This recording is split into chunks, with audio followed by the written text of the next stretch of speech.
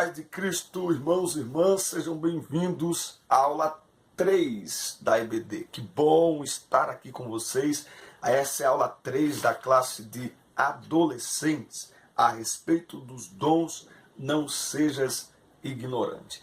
Olha, esse canal é bênção para você. Eu tenho recebido muitos comentários de muitas pessoas que temos sido bênção, que as pessoas têm sido ajudadas. Então, compartilhe este vídeo com o maior número de pessoas, inclusive com seus alunos. Compartilhe com todo mundo, tá certo? Nos seus grupos de WhatsApp, compartilha esses vídeos, tá certo? Se inscreva no canal. Isso também é muitíssimo importante, tá certo? Nós estamos chegando a 12 mil inscritos, já são mais de 500 mil de visualizações aqui no canal. Fala de não, nós estamos aqui para te servir, para servir os professores da EBD. Atuamos há mais de 20 anos com jovens e adolescentes, então professores de EBD, líderes de jovens e adolescentes, enfim, nós estamos aqui para servir os irmãos. Então, assista, curta, compartilhe os nossos vídeos, inscreva-se no canal e deixe o sino de notificações ativado toda vez que eu postar vídeo novo. Você sabe, aulas para jovens, juvenis e adolescentes e muito material para essa faixa etária, para líderes também, tá bom? Lição 3, na classe de adolescentes, a respeito dos dons, não sejas ignorante. Ignorante aqui não é um xingamento, tá? Ignorante é quem não domina determinado assunto, é quem não tem o mínimo conhecimento sobre determinado assunto. É uma pessoa ignorante. Por exemplo, eu não entendo de mecânica de automóveis. Eu não sou burro, eu sou um ignorante. Eu não tenho um conhecimento sobre mecânica de automóveis. Texto bíblico, 1 Coríntios, capítulo 14, versículos de 4 a 11. O texto em destaque está em 1 Coríntios, capítulo 12, versículo 1. Meus irmãos, quero que vocês saibam a verdade a respeito dos dons que o Espírito Santo dá. Então, Paulo, ele tem essa preocupação de que os irmãos tenham conhecimento acerca dos dons espirituais, e ele trata isso exatamente numa igreja que era uma igreja que tinha muitos dons, muita manifestação de dons. Então ele escreve essa carta para a igreja de Corinto, e que, claro, ela serve e muito também para nós. Em pleno século XXI, ainda existem pessoas que preferem não acreditar na atualidade dos dons espirituais, dizendo que eles cessaram no primeiro século, e outras que escolhem acreditar apenas em alguns dons. Tá? Então, há pessoas e há até mesmo denominações chamados cessacionistas, né, que entendem que os dons espirituais foram para aquele momento, porque a igreja estava nascendo, então era necessário e tal.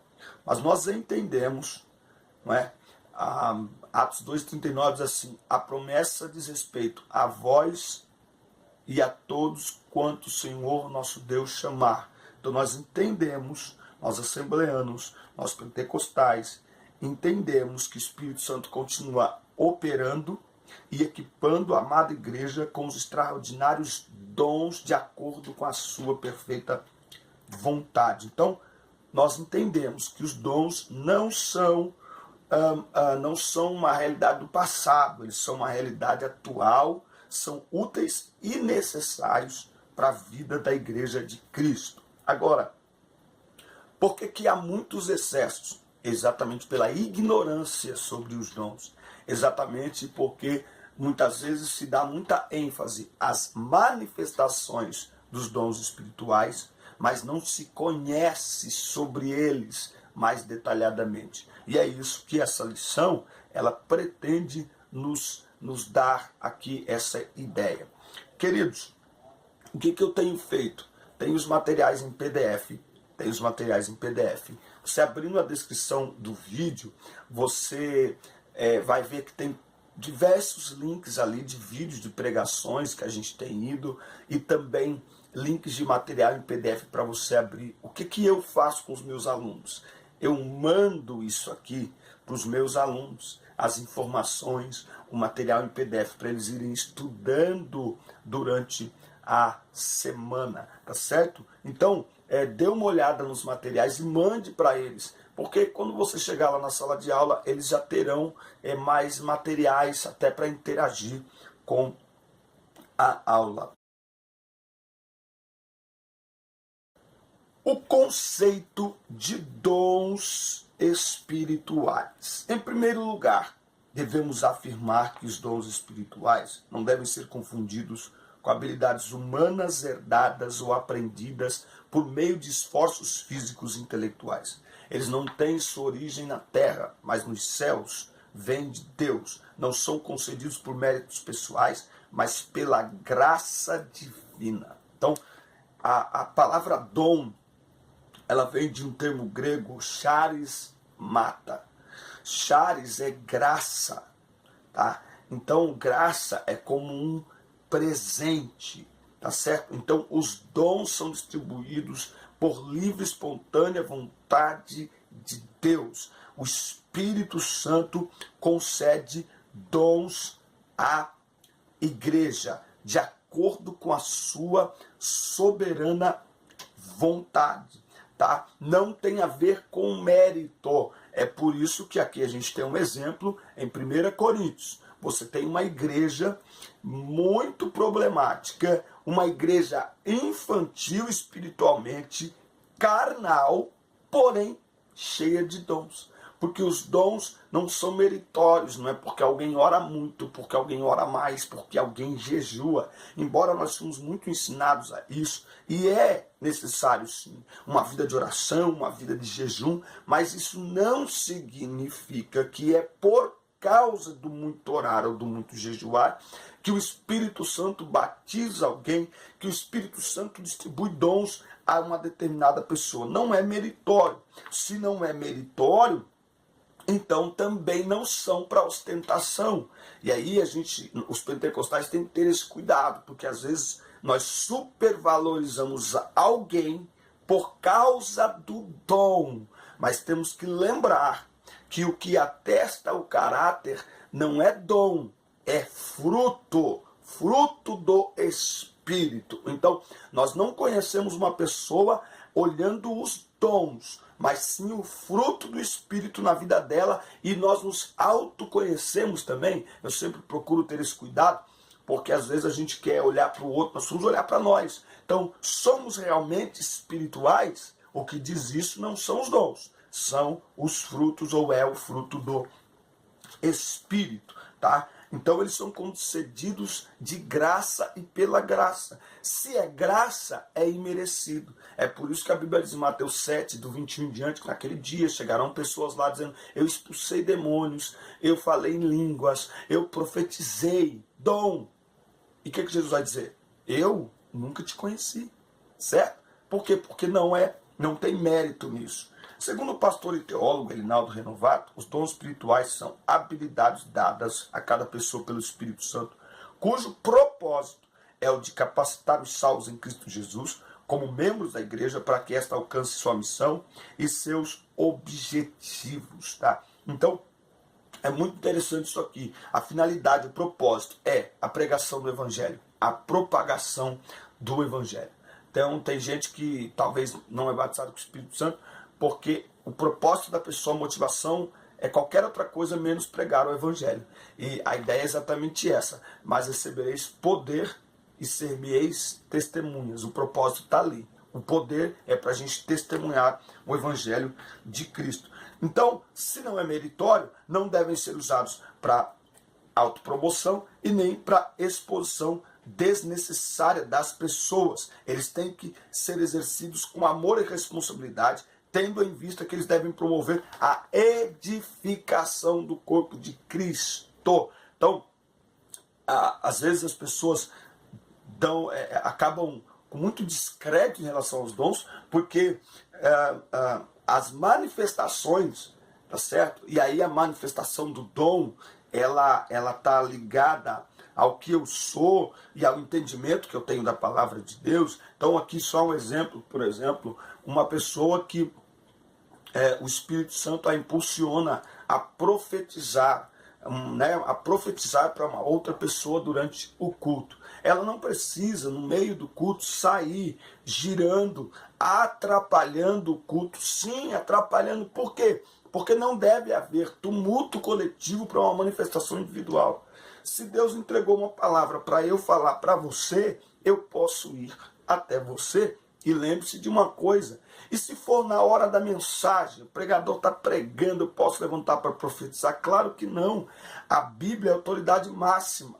Então, quando ela está sendo pregada, o Espírito Santo, ele está usando o pregador, o Espírito Santo fica confuso? Não. Deixa a mensagem ser pregada, a hora que o culto terminar, você vai até a pessoa e diga para ela, olha, o Senhor me manda dizer isso, isso, isso e isso. Amém. Deus te abençoe. Vai embora. Acabou. Tá certo? Então, a falta de conhecimento dos dons e do que eles são geram muitas manifestações fora de ordem, fora de organização. E Paulo vai dizer, inclusive, para a igreja de Corinto, faça tudo com decência e ordem. Tá certo? Então, o dom é para edificar. O dom é para trazer crescimento, não é para expor ninguém, tá certo? Não é para, ao mesmo tempo que não é para ostentar quem tem o dom, também não é para expor as pessoas, para humilhar as pessoas, não. Ele deve ser exercido com amor, para que promova edificação da igreja. Logo, a gente pode aqui, para concluir esse primeiro tópico, dizer que os dons tem o propósito de servir a igreja. Logo, quem tem dons tem que entender isso. Está para servir, os recebeu para servir a igreja. Classificando os dons. Tem uma lista de 9 dons que, claro que essa lista ela não fecha, né? Ela não é só isso. Só os 9 dons, tem suas variantes, tá certo? Mas esses são os 9 em torno dos quais a gente entende as manifestações do Espírito Santo. Esses 9 dons, eles estão divididos em 3 listas: dons de revelação, dons de poder e dons de expressão. Vai ficar um link aí na descrição também, para você abrir um material e dar uma olhada e dar uma pesquisada. Querido, deixa eu dar aqui só uma dicasinha para você que é professor. Venha para a internet não só para pegar material pronto, venha para fazer pesquisa. Amém? Você não pode vir para a internet e falar assim, eu vou clicar aqui, legal esse material, vou baixar e vou levar para a sala de aula. Não, você tem que pesquisar aquele material. Você tem que escrever o seu próprio material. Ah, mas eu não tenho computador, eu não sei digitar, eu não sei, não tem problema, ainda que você escreva à mão, faça anotações da sua revista. Mas você tem que preparar o seu material para dar a sua aula, porque só você conhece a realidade dos seus alunos, tá certo? Então você precisa preparar a sua aula. E nós estamos aqui para te ajudar, para ser um suporte para você preparar a sua aula. Os dons de revelação manifestam um profundo conhecimento de Deus acerca de todas as coisas e do seu cuidado em proteger a sua igreja das sutilezas do adversário. Por intermédio da palavra de sabedoria, Deus orienta e aconselha a sua igreja, convocando-a a não depender da sabedoria humana. Tá? Então a gente tem aqui a palavra de sabedoria, tá? Atos 21:11. A Bíblia diz que Ágabo desceu até a casa de Filipe, tomou a cinta de Paulo e, ligando-se os seus próprios pés e mãos, disse: isto diz o Espírito Santo, assim ligarão os judeus em Jerusalém o varão de quem é esta cinta e o entregarão nas mãos dos gentios. E o que ele falou se cumpriu. Então, palavra de sabedoria, algo que estava fora ali do que eles podiam entender ou interpretar, tá certo? Então, palavra de sabedoria, palavra de conhecimento, está relacionado a coisas que não podemos compreender por nossas faculdades intelectuais. É Deus iluminando a mente e o coração do discípulo, concedendo conhecimento que vai além do intelecto humano, tá? Então, a palavra de ciência, a palavra de conhecimento, não é? Então, quando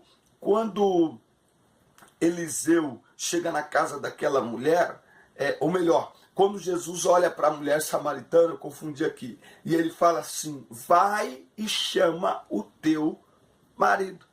Mas ela não tinha falado nada para Jesus.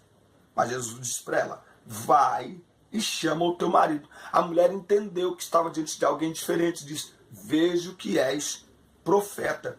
Quando Pedro diz para Ananias, por que Satanás encheu o teu coração para que mentisses ao Espírito Santo? Olha só, algo que Ananias e Safira decidiram dentro de casa.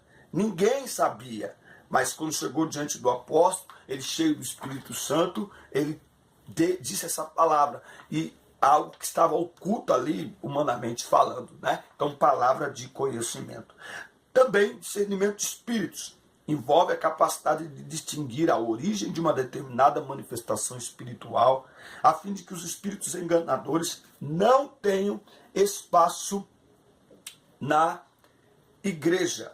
Tá? Então a gente tem aqui algumas informações. Se a gente pegar 1 Timóteo, capítulo 4, de 1 a 5, nós vamos ver exatamente o momento que nós estamos vivendo e como nunca nós precisamos do dom de discernimento de espíritos, tá certo? Olha só, 2 Timóteo, capítulo 4, versículo 3, porque virá tempo em que não sofrerão a sã doutrina, mas conforme as suas próprias concupiscências amontoarão para si mestres, tendo comichão nos ouvidos, desviarão os seus ouvidos da verdade, voltando às fábulas.